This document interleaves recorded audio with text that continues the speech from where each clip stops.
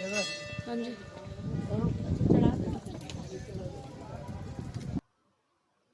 प्रिय श्रोताओं, इस वीडियो में हम स्वामी योगेश्वर जी की साधक यात्रा के कुछ पहलुओं पर प्रकाश डाल रहे हैं।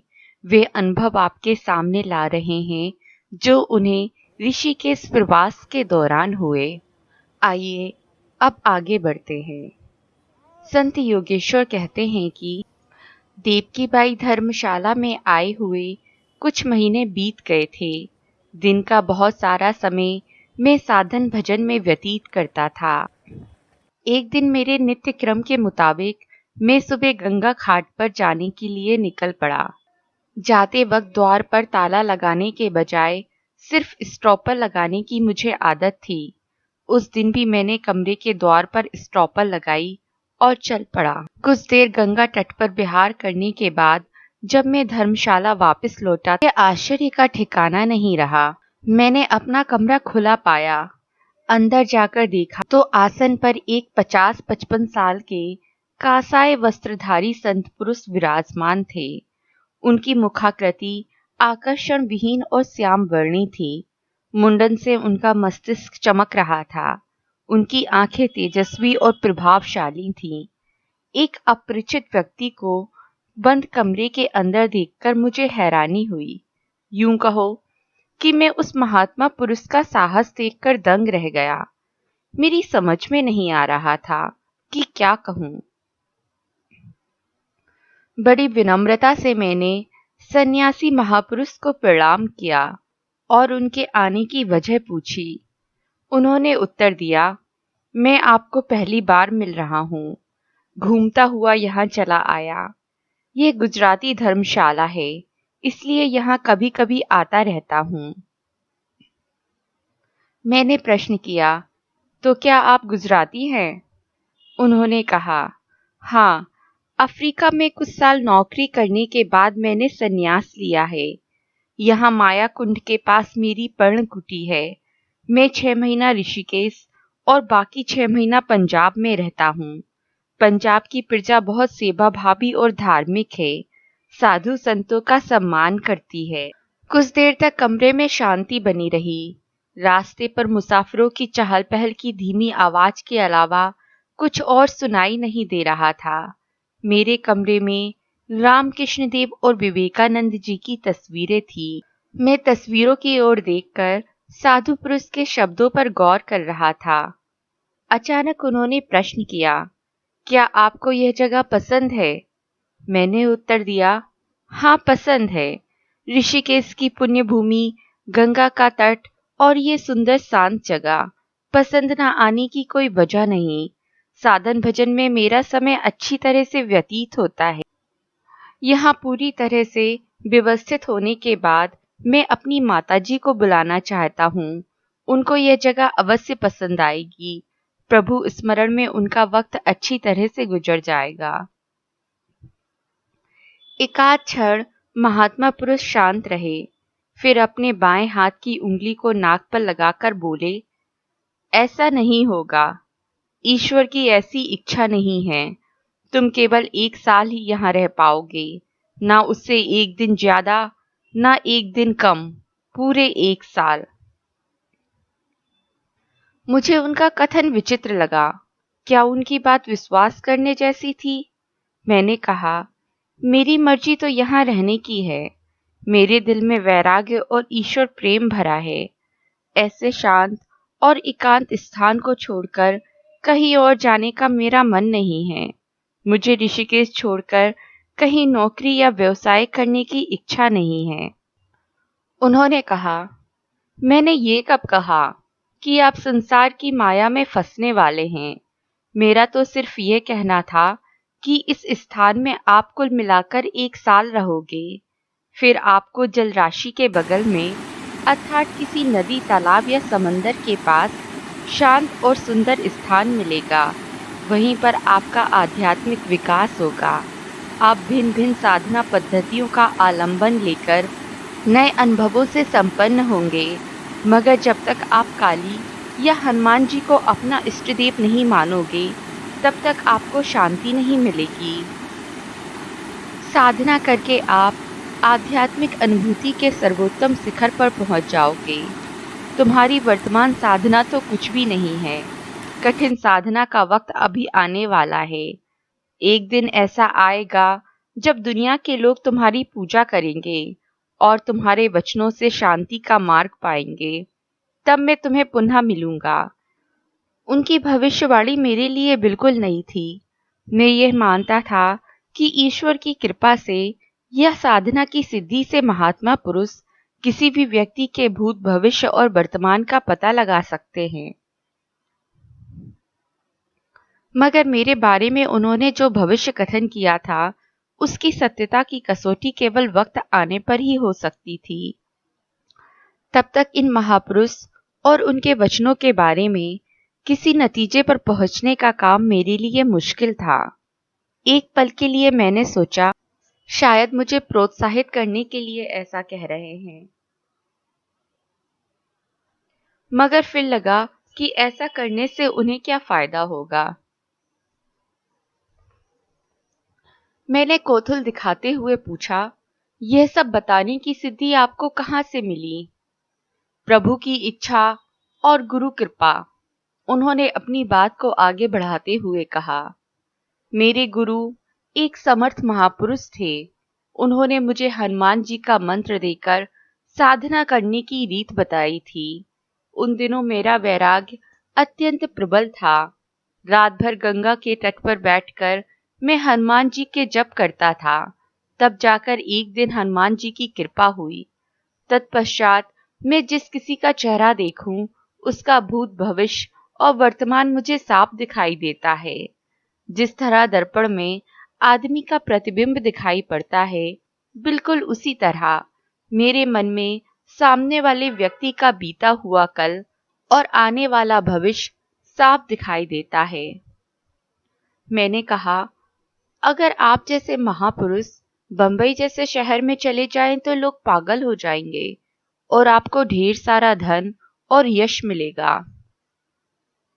उन्होंने कहा, तुम्हारी बात सही है, मगर मेरा ध्येय यश या संपत्ति पाने का नहीं है। अगर मुझे धन प्राप्ति की कामना होती तो मैं अपनी नौकरी क्यों छोड़ता।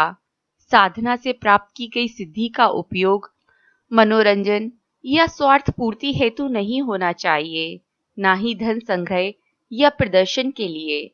हाँ, कभी कभी सहज रूप से उसका प्रयोग हो जाए तो यह अलग बात है, अन्यथा उसे गुप्त रखने की जरूरत है। मैं हरदम सावधान रहता हूँ कि किसी को मेरी शक्ति के बारे में पता न चले। मैं तो ईश्वर की इच्छा से आपके पास खिंचा चला आया और आपके प्रति प्रेम भाव होने से आपको यह बात बता रहा हूँ। त्रिकालदर्शी महापुरुष से मेरा वार्तालाप अत्यंत रोचक रहा। उनसे मुलाकात करके मुझे अत्यंत हर्ष हुआ। मैंने कहा, आपके जैसे संतों का दर्शन अति दुर्लभ है। आपके विचार अति उत्तम हैं। आपसे मिलकर मुझे बड़ी प्रसन्नता हुई। कुछ देर तक कमरे में खामोशी छाई रही। तुलसीदास ने सत्य कहा है कि बिन हरि कृपा मिलत नहीं संता। ईश्वर की कृपा के अलावा ऐसे महापुरुषों से भेंट करना मेरे लिए असंभव था। मैंने देखा कि बातचीत करते हुए त्रिकालदर्शी महापुरुष अपनी उंगली को नासिका पर लगाते थे। ज्यादा वक्त के लिए नहीं, मगर एकाध सेकंड के लिए। मुझे लगा कि शायद वे स्वरोदय शास्त्र के अभ्यासी हैं और उसके आधार पर भूत और भविष्य की बातें बता रहे हैं। मगर उनकी इष्ट कृपा की बात सुनकर मेरी सोच गलत और निराधार लगी। इष्ट की कृपा से आदमी कुछ भी कर सकता है, पूर्ण शांति और सिद्धि का स्वामी बन सकता है। मुझे भी इष्ट कृपा पाने की कामना थी, मगर उसे हासिल कैसे किया जाए? और फिर इष्ट को राजी करने के लिए सर्वप्रथम किसी देव या देवी को इष्ट चुनना पड़ता है। मैं तो अभी तक ये भी नहीं तय कर पाया था कि मेरे लिए कौन इष्ट है। हाँ, वैसे मुझे माँ जगदम्बा पर प्यार था, मगर हनुमान जी की बात मेरे लिए नवीन थी। मेरे विचारों को शायद उन्होंने जान लिया। वो कहने लगे, काली माता का एक मंत्र है जो अमोघ और अक्सीर है। उसका विधि पूर्वक जप करने से केवल सप्ताह में माँ काली के दर्शन हो सकते हैं। काली काली महाकाली, दोनों हाथ बजावे ताली, ब्रह्मा की बेटी और इंद्र की साली, बैठी पीपल की डाली। तेरा वचन न जाए खाली, पढ़ाऊं वहां जा, मेरा वचन मान के आ। सबद साचा गुरु वाचा, गुरु वचन आदेश आदेश आदेश। फिर उन्होंने मंत्र जाप की विधि बताकर बड़ी गंभीरता से कहा, सप्ताह में 5000 जप पूर्ण करने के बाद पीपल के पेड़ के नीचे कुंभ रखना। ऐसा करने पर आपको पीपल की शाखा पर बैठी माँ काली का दर्शन होगा। आज ये बात सुने मुझे बरसों बीत गए, मगर इस मंत्र का प्रयोग करने का मन नहीं हुआ। केवल 7 दिन में साक्षात्कार पाने की बात लुभावनी जरूर है, मगर मंत्र के शब्दों के बारे में सोचकर मन निरुत्साही हो जाता है। खास करके ब्रह्म की बेटी और इंद्र की शाली का प्रयोग। कहीं ऐसा ना हो कि माता काली यह सुनकर प्रसन्न होने के बजाय नाखुश हो जाए। मंत्र को जब मैंने पहली बार सुना तब मेरे मन में ऐसे विरोधी भाव उठे थे। अगर मंत्र को सुनकर सकारात्मक भाव पैदा ना हो तो उसका अनुष्ठान करने से क्या फायदा। प्यार और श्रद्धा के बिना की गई कोई भी साधना शायद ही सफल हो सकती है। शायद किसी वाचक को यह मंत्र पढ़कर हंसी आए, मगर सिर्फ विचित्र शब्द प्रयोग के कारण मंत्र को निरर्थक मान लेना सही नहीं है। हमारे यहाँ कई ऐसे साधक और सिद्ध हैं जो संस्कृत का ज्ञान नहीं रखते। उनको गुरु परंपरा से ऐसे मंत्रों की प्राप्ति होती है। आज भी ऐसे बहुत सारे मंत्र हैं जिनमें काफी लोग विश्वास रखते हैं। मंत्र चाहे संस्कृत हो या प्राकृत, अहम बात है कि उसमें साधक की श्रद्धा होनी चाहिए। गुरु परंपरा से मिलने वाले मंत्र में बहुत सारे लोग विश्वास रखते हैं। साधक को कौन से मंत्र और कौन से इष्ट में श्रद्धा हो, यह कौन बता सकता है। अब एकलव्य की बात ले लो। उसने मिट्टी से बने द्रोण के पुतले में अपनी श्रद्धा स्थापित कर दी। बिल्कुल इसी तरह साधक को कहीं पर भी श्रद्धा हो सकती है। सच पूछो तो साधना में सफल होने के लिए केवल श्रद्धा आवश्यक है। हम कोई मंत्र, इष्ट या कोई विधि विधान में विश्वास नहीं करते और इसका यह मतलब कतई नहीं कि यह सब गलत है। ऐसे हजारों लोग हैं जो उन पर विश्वास करते हैं और उसी से प्रेरणा लेकर जीवन की उन्नति के लिए प्रयास करते हैं। हमें उनको भी समझना चाहिए। इतनी चर्चा करने के बाद पाठकों को त्रिकालदर्शी महात्मा पुरुष द्वारा बताए गए मंत्र को सही ढंग से समझने में सहायता मिलेगी। मंत्र का रहस्य बताकर महात्मा पुरुष निकल पड़े। मैंने उनको भावपूर्ण विदाई दी।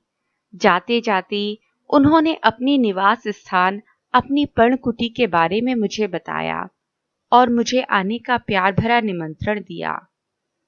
प्रथम मुलाकात के बाद हमारी आपसी जान पहचान बढ़ती गई। कभी कभी मैं उनकी पर्णकुटी पर मिलने चला जाया करता था। वे मेरा प्यार से सत्कार करते थे, दूध का प्रसाद देते थे। कभी कभी दूध कम पड़ जाता था तो मेरे सामने ही दूध में थोड़ा गंगाजल मिलाकर मुझे देते थे। उनकी सादगी प्रशंसनीय थी।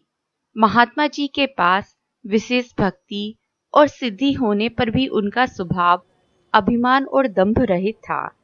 उनमें एक शिशु सा सरलता थी।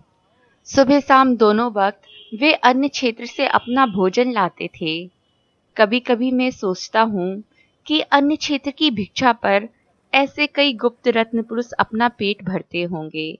मैं मानता हूँ कि कई लोग अन्य क्षेत्र से भिक्षा लेने की सुविधा का दुरुपयोग करते हैं, मगर अन्य क्षेत्र से यह महात्मा पुरुष जैसे कई सुपात्र व्यक्तियों को लाभ भी मिलता है।